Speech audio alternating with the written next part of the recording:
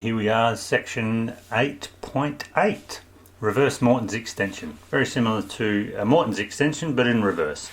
This is a little feature that both of these will appear as one option on the online prescription portal, but for the paper version we found that we needed to have them two separately just to prompt practitioners' thinking. So here you'll find that you'll be able to tell us how long you want it to sulcus to toes, okay, and how importantly how thick you want that padding on the top for the reverse Mortons.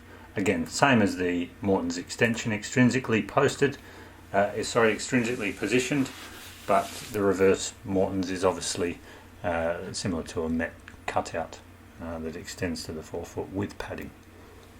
Reverse Morton's extension.